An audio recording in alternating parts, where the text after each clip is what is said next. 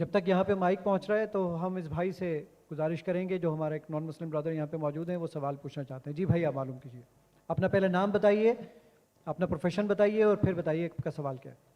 मेरी तरफ से सलाम सब बहन भाइयों को अस्सलाम वालेकुम, और ख़ास तौर पर जाकिर साहिब को और जितने भी यहाँ मेहमान बैठे हैं सबको मेरी तरफ से अस्सलाम वालेकुम। मेरा नाम इखलाक मसीह है और मैं तमाम मज़ाहिब का तालिब इल्म हूँ। जैसे कि जाकिर नाइक साहिब हैं तालिब इल्म, मैं कुरान भी पढ़ता हूँ और बाइबल स्टडी भी करता हूँ। और हमारी एक तंजीम है यहोवा विटनेस के नाम से। वो तंजीम जो है खुदाए वाहिद पर ईमान रखती है और खुदाए वाहिद की तालीम देती है। जैसे कि मसीह अस्सलाम ने यूहन्ना की इंजील 3 की 17 आयत में बताया है कि हमेशा की ज़िंदगी ये है कि वो तुझ खुदाए वाहिद और बारहा जिसे मैंने उसको पहचाने, खुदाए वाहिद को पहचाने। सो हमें खुदाए वाहिद को पहचानने की ज़रूरत है। तो इसी तरह हम जो है तमाम मसीह बहन भाइयों को ये तालीम देते हैं, मगर उसके बावजूद वो जो ना खुदाए वाहिद की तालीम को जो ना बर्दाश्त नहीं करते, एक्सेप्ट नहीं करते।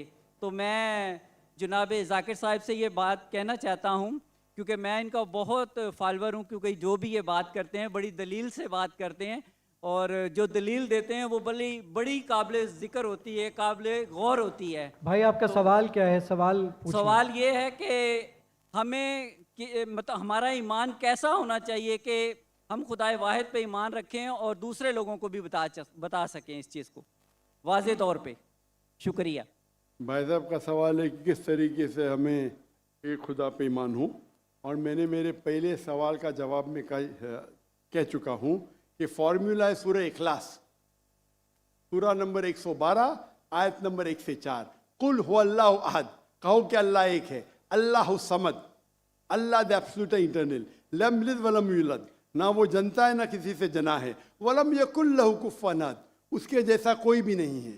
तो कोई भी शख्स अगर कोई भी खुदा की इबादत करता है, उसे कहता है खुदा, आपको इसको टेस्ट पे डालना चाहिए। मिसाल के तौर पे अगर कोई शख्स कहता है कि भगवान रजनीश खुदा है, हम भगवान रजनीश को टेस्ट पे डालते सूरह इखलास के। एक शख्स ने मुझे कहा हम हिंदू भगवान रजनीश को खुदा नहीं मानते। मैंने कभी भी नहीं कहा कि हिंदू भगवान रजनीश को खुदा मानते। मैंने कहा कुछ इंसान भगवान रजनीश को खुदा मानते, हम उसको टेस्ट पे डालेंगे सूरह इखलास के। पहला टेस्ट है कुल हुवल्लाहु अहद, कहो कि अल्लाह एक है, क्या रजनीश एक है? आप हिंदुस्तान में देखेंगे हजारों लोग, हजारों इंसान अपने आप को भगवान कहते, वो एक तो नहीं है। लेकिन भगनी शख्स कहेगा नहीं नहीं मेरा एक ही है। Number 2 Allah Samad, Allah the absolute internal. के रजनीश एब्सोल्यूट इंटरनल था? क्या वो समद था? हम जानते हैं उसकी ऑटोबायोग्राफी में लिखा था कि भगवान रजनीश अस्थमा से सफर कर रहे थे, डायबिटीज मलाइटिस से। आप सोचो, खुदा को अस्थमा हो गया, खुदा को डायबिटीज मलाइटिस हो गया। तीसरा टेस्ट लम यलिद वलम यूलद, he begets not, nor is begotten, ना वो किसी को जनता है ना किसी से जना है। हम जानते हैं भगवान रजनीश के वालिदैन थे, वो यूपी में पैदा हुआ। उसके बाद वो खुद, उनके वालिदैन उसके डिसाइबल बनते, उनके भक्त बनते। वो 1981 में जाते यूएसए, और यूएसए में एक गांव रहता है जिसका नाम है ऑरेगन। उसके अंदर अपना इदारा कायम करते, कहते रजनीशपुरम। उसके बाद चंद साल बाद अमेरिकन गवर्नमेंट उसे अरेस्ट करती है और जेल में डालती है। रजनीश कहता है कि अमेरिकन गवर्नमेंट ने मुझे स्लो पॉइजनिंग दी, स्लो पॉइजनिंग। आज सोच सकते खुदा को कोई स्लो पॉइजनिंग कर रहा है। और रजनीश अब वो वापस आते पूना में, इंडिया में, महाराष्ट्र में, और एक नया ऑर्गेनाइजेशन शुरू करते ओशो।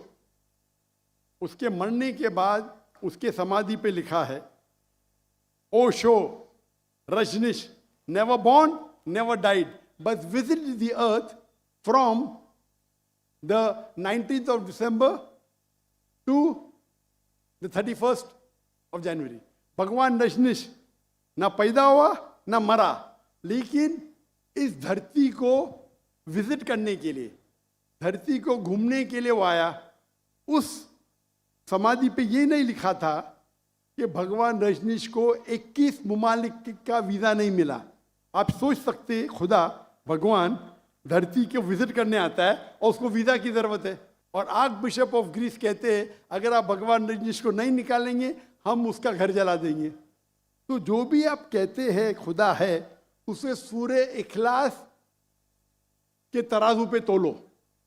अगर वो पास होता है हमें कोई गिला शिकवा नहीं कि वो खुदा है, लेकिन अगर पास नहीं होता है तो वो गलत खुदा है।